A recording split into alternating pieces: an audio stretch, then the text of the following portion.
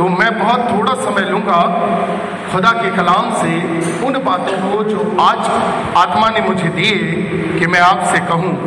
और विश्वास करें, आप यहाँ पर बैठे हैं ना, तो ये आपकी योग्यता नहीं, योजना नहीं है, और ना कि हवाबाग चर्च के जवानों का निमंत्रण है। खुदावन ने उत्पत्ति से पहले हमारी जिंदगियों में वो समय मुकर्रर किए हैं जिसमें हम खुदावन के नज़दीक आ सकें। और पवित्र शास्त्र बाइबल एक बात तो कहती है, बिना मेरी पाक मर्जी के कोई मेरे हुजूर नहीं आ सकता। और अगर आज यहाँ पर आप मौजूद हैं तो परमेश्वर की एक मर्जी है। इसलिए बहुत थोड़े समय में आप इस बात को जाने कि आज की शाम आप यहाँ पर क्यों हैं और कलाम से उन बातों को सीखें। आइए एक छोटी दुआ करें। प्यारे पवित्र आत्मा, आपका स्वागत है। थोड़ा समय हम सीखना चाहते हैं खुदावंद बाप की और बेटे की उन बातों को सीखने में। पवित्र आत्मा तू हमारा सहायक हो। प्रार्थना यीशु के नाम से मांगते हैं, आमीन। मेरे अजीजों, आज खुदावंद के कलाम से, जैसा कि थीम बहुत खूबसूरत है, वॉइस ऑफ द लॉर्ड, परमेश्वर की आवाज। एक आवाज अदन की वाटिका में आई और आदम छुप गया, आहट पाकर छुप गया, शब्द सुनकर डर गया। लेकिन परमेश्वर ने बात करना नहीं छोड़ा। परमेश्वर ने बात करना नहीं छोड़ा। लेकिन जब हम निर्गमन और उसका 20वां अध्याय और उसकी 19वीं आयत को पढ़ते हैं तो देखिए वचन क्या कहता है। और वे मूसा से, बेटा एक माइक अगर आप रख लोगे तो अच्छा लगेगा, ले सकते हो आप, कोई माइक दे दे बेटे को जी। और वे मूसा से कहने लगे, तू ही हमसे बातें कर, तब तो हम सुन सकेंगे, परमेश्वर हमसे बातें ना करे। जब आप निर्गमन 20 और उसके स्टार्टिंग में पढ़ेंगे तो वहां पर लिखा है, तब परमेश्वर ने ये वचन कहे। निर्गमन 20 को बाय हार्ट हम रटते हैं 10 आज्ञाओं के रूप में, लेकिन वहीं पर एक बात है जो लोगों ने मूसा से कही कि तू हमसे बात कर, परमेश्वर हमसे बात ना करे। परमेश्वर हमसे नहीं रूठा, हमने मना कर दिया, बनी आदम ने मना कर दिया, परमेश्वर तू हमसे बात ना कर, हम तुझसे बात करना, तेरी आवाज को सुनना नहीं चाहते। मूसा तू हमसे बात कर। और परमेश्वर की हलीमता देखिए। फिर परमेश्वर नबियों के मार्फत से, खादिमों के मार्फत से बातचीत करने लगा। और तब नबी इस बात को कहते कि यहोवा तुमसे यूं कहता है, यहोवा तुमसे यूं कहता है। मेरे अजीजों, फिर वो आवाज एक बार फिर सुनाई दी। और अब परमेश्वर हमारे लिए इतना हलीम बन गया। मैं आपको क्यों बता रहा हूं, वो सृष्टि का रचयिता, बाइबल इस बात को बताती है, प्रारंभ में वो है, अंत तक वो ही रहेगा। उसके अलावा कोई उद्धार करता नहीं, वो कोई और नहीं, खुदावन यीशु मसीह ही है जो खुदावन परमेश्वर है। और वो दैहिक रूप में आया और बात किया। वो राजा भी बन के आया, जबकि राजा बनने के लिए भी मना कर दिया गया कि हमारे लिए दिखने वाला राजा चाहिए। वो राजा बन के आ गया। चलो देख लो, तुम देखना चाहते हो, मैं तुम्हारा परमेश्वर आ गया तुम्हारे पास। कितना वो हलीम हो रहा है। यूहन्ना 13 में उस परमेश्वर की हलीमता नजर आती है जो हमारे शरीर का रचने वाला है, कायनात का खालिक और मालिक है। वो बनी आदम के पैर धो रहा है। और इसके लिए अगर आज भी हम अपने मनों को कठोर किए हुए हैं तो फिर एक अनंताक बाकी है। देखिए उस खुदावंद की हलीमता को, मैं उसकी नम्रता को, उसकी मोहब्बत को, उसके प्यार को आपको बताना चाहता हूं। मेरे बच्चों, उसके प्यार को समझना, क्योंकि इसके बाद जो आपको मिलने वाला है ना, आज की शाम आप एक पद को लेकर जाएंगे जो आपको मिल चुका है, इसलिए आप यहां बैठे हैं। अपॉइंटमेंट लेटर मिल चुका है, लेकिन अभी आपने उस पर वर्क नहीं किया है क्योंकि कॉन्फिडेंस लूज है। आप अपनी जिंदगी की ओर देखते और आपको लगता कि शायद ये मेरे लिए नहीं है। मेरे साथ बने रहिएगा, आपको एक ऐसी चीज मिलेगी जिससे आप विश्वास में मजबूत हो जाएंगे। दुनिया आपके बारे में कुछ बोले, आपके घर में आपके बारे में कोई कुछ बोले, आप खुद अपने बारे में कुछ बोले, लेकिन आज परमेश्वर आपके बारे में क्या सोचता है वो आप सुनकर जाएंगे। Hallelujah, hallelujah. इससे पहले कि उस पद को आप जाने, मेरे अजीजों, बहुत जल्दी से निकालें यूहन्ना उसका 10वां अध्याय और उसकी 38वीं आयत में वही खुदावंद परमेश्वर जिससे बनी आदम ने मना कर दिया कि परमेश्वर तू हमसे बात ना कर, उसने परमेश्वर की आवाज को अनसुना किया। पुराने अहद में हर एक बार जब परमेश्वर उनसे नबियों के मार्फत बोला, हर समय उससे रूठा और विरुद्ध काम किया। अब दैहिक रूप में आ गया वो खुदावंद यीशु मसीह, देखिए कितना और हलीम होता है। यूहन्ना 10:38। हाँ, परंतु यदि मैं करता हूं, चाहे मेरा विश्वास ना भी करो,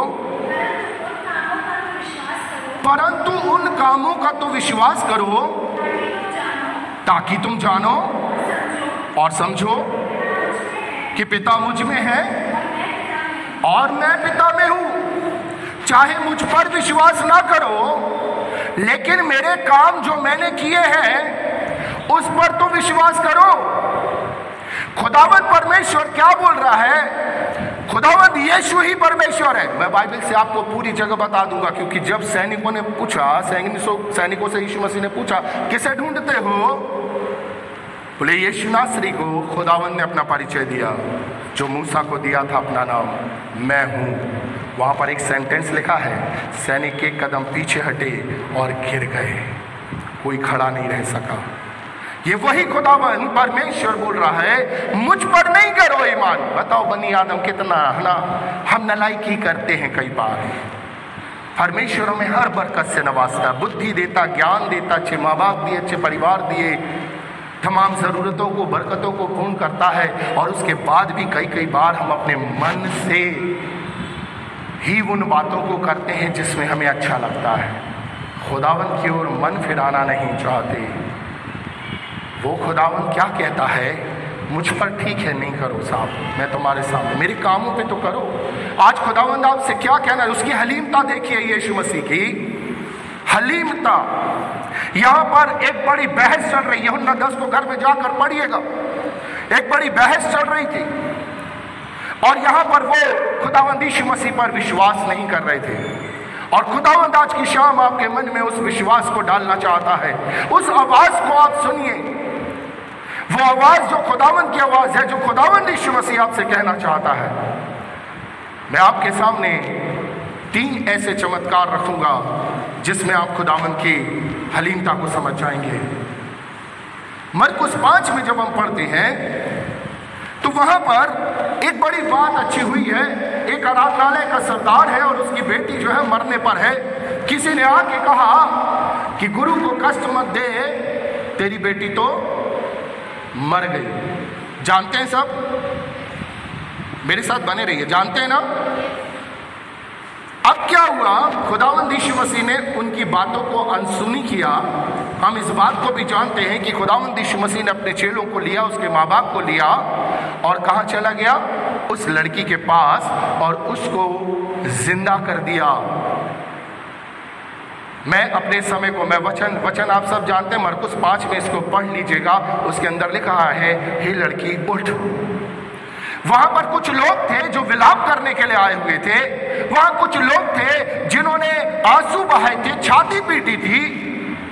और पुराने समय में ये कल्चर था, ये वो रिवाज था कि अगर किसी के यहाँ कोई डेथ हो जाती थी तो वो कुछ लोगों का प्रोफेशन था कि वो विलाप करने के लिए जाया करते थे और वो कंफर्म करके जाते थे। उनकी आज भी अगर आप लोगों ने वाली मूवी तो देखी होगी, वो ऐसा एक्शन है जिसमें, है ना, वो कौन सी मूवी थी, पुष्पा। उसमें एक डेथ हो गई रहती है किसी गुंडे की, और वहाँ पर अचानक से कैमरा वहाँ पर लेकर जाते तो वहाँ पर एक लेडी खड़ी रहती जो एक संगीत गा रही होती है। समझ में नहीं आता कि ये गम का माहौल है कि क्या हो रहा है, लेकिन ये प्रोफेशनल लोग होते हैं जो उस जगह पर दुख के घर में जाते हैं। और लिखा है वो भीड़ जो थी हंसी ठट्टा करने लगी। हमने इतने जाते हुए देखे हैं, हमने इतना विलाप किया है, हमें मालूम है, और ये कह रहा ये तो मरी नहीं है, ये हमें कैसे कह सकता है। और यीशु मसीह ने उस बच्ची को जिंदा कर दिया। हालेलुया। अब कहानी आती है बाहर। अब जैसे यीशु मसीह तो चले गए, भीड़ थी एक, है ना, ये होती है, ये अब हमारी हठ धर्मिता, हम विश्वास जो नहीं कर पाते ना, खुदावंद की आवाज को नहीं सुनते। अब क्या हुआ मैं आपको बता रहा हूं, बाइबल में तो ऐसा नहीं लिखा, लेकिन जब आप स्टडी करेंगे उस समय के काल की, तो अब क्या हुआ, क्योंकि यीशु मसीह के साथ यीशु मसीह को चाहने वाले और बहुत चाहने वाले ज्यादा थे। हम भी बोलते हैं ना कई के बार, ये मेरा बहुत चाहने वाला है, ये मेरी अच्छी बातों को तो शायद स्मरण ना रखे, लेकिन वो वाली बातों को तो बहुत जल्दी फैलाता है, ये मेरा बहुत चाहने वाला है, इसको मेरी बहुत फिक्र है।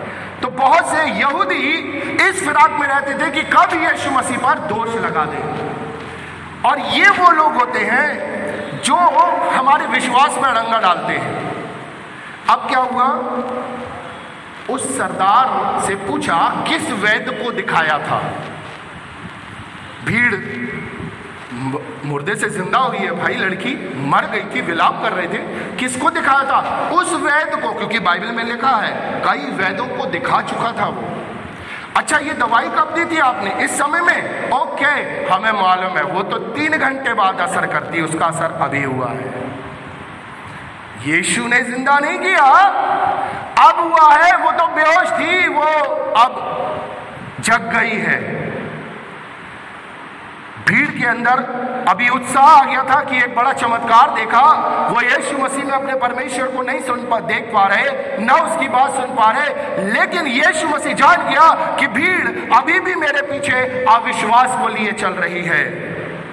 और लूका उसके 7वें अध्याय में जब आप पढ़ेंगे उसकी 11वीं आयत से आगे, तो वहां पर लिखा है नाइन नगर की एक विधवा थी जिसका जवान बेटा मर गया, और उसके जनाजे को लेकर आया जा रहा है, और यीशु मसीह ने बीच में रोक दिया।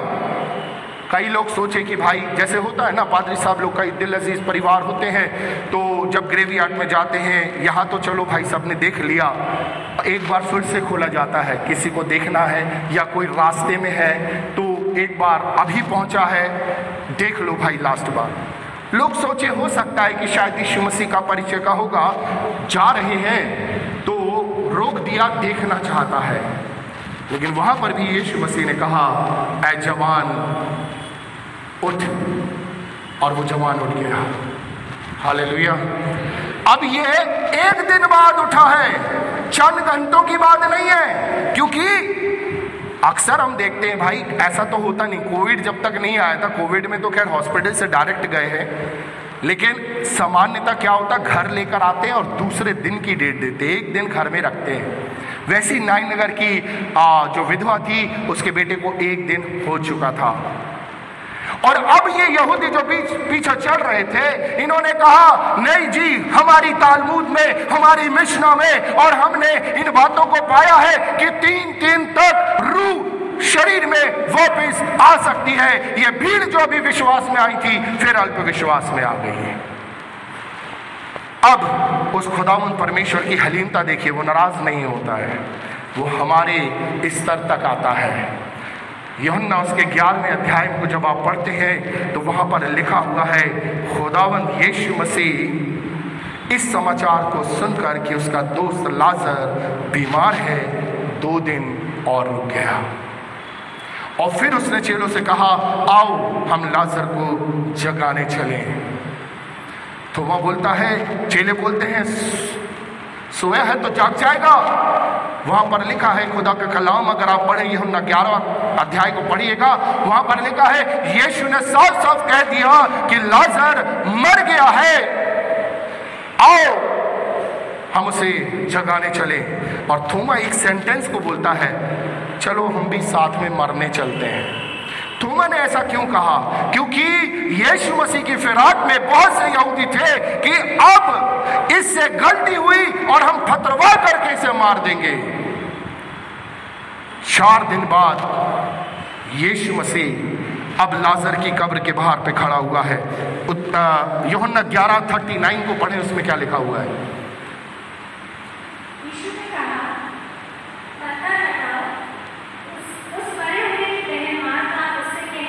हाँ हाँ, उससे मरे 4 दिन हो चुके हैं। अब तुम्हारी कोई दवाई नहीं, अब कोई मिशना तालमूद नहीं कि 3 दिन तक रूह वापस आए। अब तो 4 दिन हो गए हैं। अब तो यकीन कर लो कि मैं खुदा का बेटा हूं, खुदावंद बाप ने मुझे भेजा है और मैं ही तुम्हारा खुदा हूं। क्योंकि इज़राइल के परमेश्वर को छोड़ कोई 4 दिन के मुर्दे को जिंदा नहीं कर सकता। Hallelujah, hallelujah. मेरे अजीजों, हर एक उन बातों को दूर करे, हर एक उन बातों को दूर करे जो आपको यीशु मसीह के पास आने से रोके, परमेश्वर की आवाज सुनने से रोके। एक चीज को याद रखना, मैं जो बोल रहा हूं ना, मैं भी गुनाह में हूं, भाई साहब भी गुनाह में है। वरदान आएंगे, सामर्थ आएगी, बड़े बड़े काम होंगे विश्वास से। Hallelujah, hallelujah. माध्यम कोई भी बन सकता है। आज मैं उसी आवाज़ को खुदावंद यीशु मसीह की जवान बच्चों और जितने मेरे दिल अजीज बड़े बैठे हैं आपके पास लेकर आया हूँ। मैंने ये 3 मौज़े क्यों बताए आज की शाम? इसलिए कि खुदावंद यीशु मसीह चाहता है जो आप सुनने वाले हैं उस पर विश्वास करना, उस पर विश्वास करना। जल्दी से निकालना बेटा, मत्ती उसका 5वां अध्याय और उसकी 19 और 20 आयत को पढ़ें।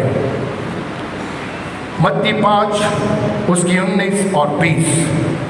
इसलिए जो कोई इन छोटी से छोटी आज्ञाओं में से किसी एक को तोड़े और ऐसा ही लोगों को सिखाए, वह स्वर्ग के राज्य में सबसे छोटा कहलाएगा। परंतु जो कोई उन आज्ञाओं का पालन करेगा और उन्हें सिखाएगा, वही स्वर्ग के राज्य में महान कहलाएगा। क्योंकि मैं तुमसे कहता हूँ कि यदि तुम्हारी धार्मिकता शास्त्रियों और फरीसियों की धार्मिकता से बढ़कर ना हो, तो तुम स्वर्ग के राज्य में कभी प्रवेश करने ना पाओगे। तुम स्वर्गीय राज्य में कभी प्रवेश करने ना पाओगे। अब यहाँ पर कुछ सोचने वाली बात है। ये वही खुदावंद यीशु मसीह की वॉइस है, वॉइस ऑफ द लॉर्ड है, आवाज है। खुदावंद यीशु मसीह अपनी जुबान मुबारक से कह रहा है। देखिए क्या कह रहा है, कहता स्वर्ग के राज्य में जो कोई आज्ञा तोड़े और तोड़ना सिखाए वो छोटा किया जाएगा, और जो कोई आज्ञाओं को माने और मानना सिखाए वो बड़ा किया जाएगा। ये दोनों चीजें कहां पर हो रही है? स्वर्ग के राज्य के अंदर। लेकिन 20वीं आयत में खुदावंद यीशु मसीह कहते हैं, परंतु मैं तुमसे सच कहता हूं, जब तक तुम्हारी धार्मिकता शास्त्रियों और फरीसियों की धार्मिकता से बढ़कर ना हो, तुम स्वर्गीय राज्य में प्रवेश कर ही नहीं सकते। साहब, हमारे अंदर कौन सी शास्त्री और फरीसी ना, उनकी अगर आप विधि और विधान और रस्मों को मानने का तरीका देखें, शाम को 6 बजे एक अच्छा यहूदी जो होता है ना, सबत के दिन में शुक्रवार की शाम 6 बजे अगर वो जो कोई भी काम कर रहा है, जैसे ही सबत लगा और वो उसी समय रुक जाता है, वो अपनी जुबान से मैं तक नहीं बोलते हैं जो कट्टर शास्त्री फरीसी होते हैं, क्योंकि वो मैं खुदावंद है। उनके अंदर इतनी नियत पर, वो चांद कब क्या करना है, कैसे करना, उनको सब कुछ मालूम है। परमेश्वर ने एक एक अक्षर, तमाम चीजें जो दी है उन्हें सब कुछ मालूम है, अक्षर बाक्षर वो उसको पूरा करते हैं। आखिर में कहा है फिर खुदा के भवन में कैसे आना, कैसे बैठना, किस तरीके से घर से निकलना, आखिर में क्या कहा है फिर? ये कोई और नहीं बोल रहा है, ये वॉइस ऑफ द लॉर्ड है। खुदावंद यीशु मसीह कह रहा है तुम्हारी धार्मिकता शास्त्रियों और फरीसियों से बढ़कर होना आवश्यक है। आज्ञाएं अभी छोड़ो, आज्ञाएं अभी छोड़ो। वो स्वर्ग के राज के अंदर की बात है। जो आज्ञा मानेगा मानना सिखाएगा, बड़ा किया जाएगा, जो तोड़ेगा तोड़ना सिखाएगा, छोटा किया जाएगा। ये स्वर्ग के राज के अंदर की बात है। पहले अंदर तो आ जाओ, अंदर आना जरूरी है। कठिन आ जाता है, प्रभु मैं इतनी दुआ करता, प्रभु मैं प्रचार करता, प्रभु मैं वर्शिप लीड करता, प्रभु तलहरी में बाहर जाके प्रचार करता, प्रभु मैं सब कुछ करता, लेकिन अभी मेरी धार्मिकता तेरा ही कलाम कहता है धर्म के काम मैले चितड़े के समान है, और मैं तो अपनी जिंदगी को बेहतर जानता हूँ। मेरे सोच में, मेरे बोल में, तमाम चीज़ों में गुनाह है। खुदावन तुझसे क्या छुपा, तू तो मन की बातों को जानने वाला प्रभु है। रोमियो 3:21 पढ़ें जल्दी से।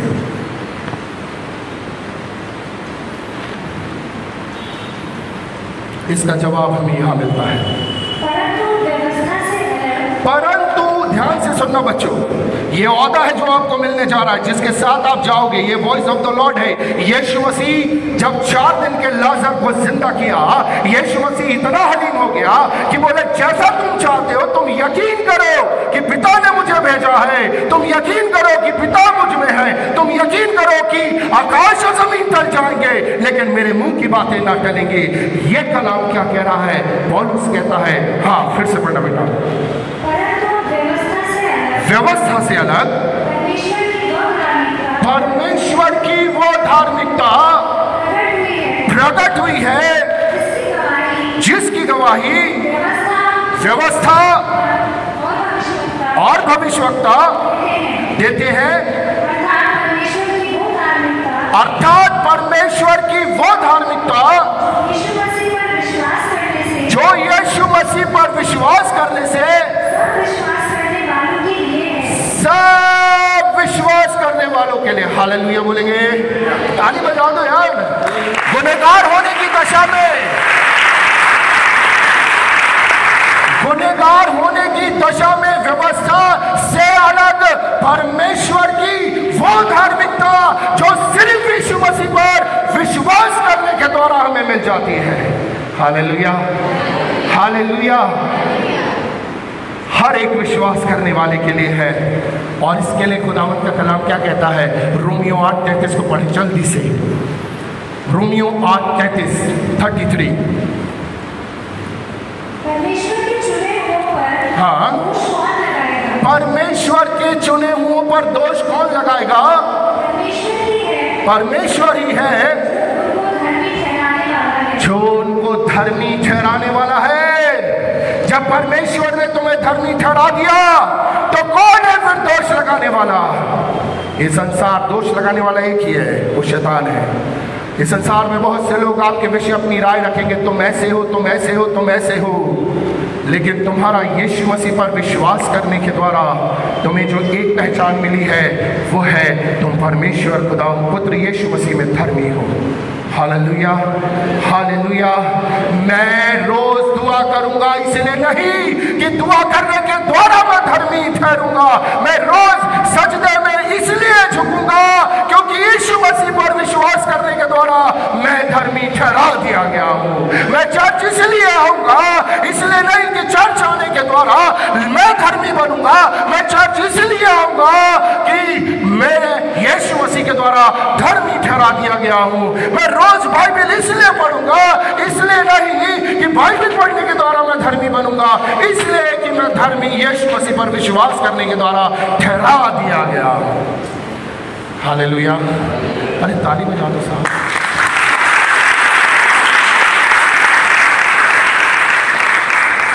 मुफ्त में मिली है, मुफ्त में, है ना? धर्मी औदा, इतना बड़ा परमेश्वर की दान, धार्मिकता, और कारण यीशु मसीह पर विश्वास करें। एक अपने मन में सवाल करिएगा, क्या आप सिर्फ यीशु मसीह पर विश्वास करते हैं? मैं ये नहीं बोल रहा आपसे कोई जवाब दे, यहाँ जितनी मेरी आवाज़ को सुन रहे हैं, एक सवाल अपने आप से करिएगा कि आप सिर्फ यीशु मसीह पर विश्वास करते हैं। आप अगर खुद को जवाब देते हैं हाँ, तो आप धर्मी हैं। हालेलुया। हो सकता है शायद अभी हम दुआ नहीं कर पाते, हो सकता है शायद अभी हम प्रचार नहीं कर पाते, हो सकता बहुत सी आज्ञाएं अभी हमारे अंदर फुलफिल होती नज़र नहीं आ रही, हो सकता हमारी ज़िंदगी में जवानी की दशा में कुछ ऐसे पाप हैं जो हमारे साथ बने हुए हैं, लेकिन ये तमाम बातें आपके धर्मी होने से आपको रोक नहीं सकती। Hallelujah, hallelujah. इसलिए पौलुस कहता है, अतः जब हम विश्वास से धर्मी ठहरे, हम धर्मी हैं नहीं, हमें धर्मी ठहरा दिया गया है, और कारण सिर्फ एक है, खुदावंद यीशु मसीह पर विश्वास। और खुदावंद का कलाम कहता है, यदि आज तुम उसका शब्द सुनो तो अपने मनों को कठोर मत करना। आज खुदावंद यीशु मसीह ने जवान बच्चों आपसे बातचीत करी है, जितने यहाँ बैठे हैं सबसे बातचीत करी है। आप दुआ कर सकते हैं, आपकी दुआ कबूल होगी। आप तमाम चीज़ों को सुसमाचार प्रचार कर सकते हैं, आप तमाम खुदावंद की सेवा को आगे बढ़कर कर सकते हैं। कारण सिर्फ एक है, इसलिए कि आपको धर्मी बनाया गया है, ठहरा दिया गया है, आप धर्मी है नहीं। इसलिए अपने विषय आपकी कुछ भी राय हो, एक चीज़ को याद रखना, परमेश्वर आपके प्रति जो राय रखता है वो है धर्मी लोग। Hallelujah, hallelujah. कारण सिर्फ एक है, यीशु मसीह पर हमारा विश्वास करना।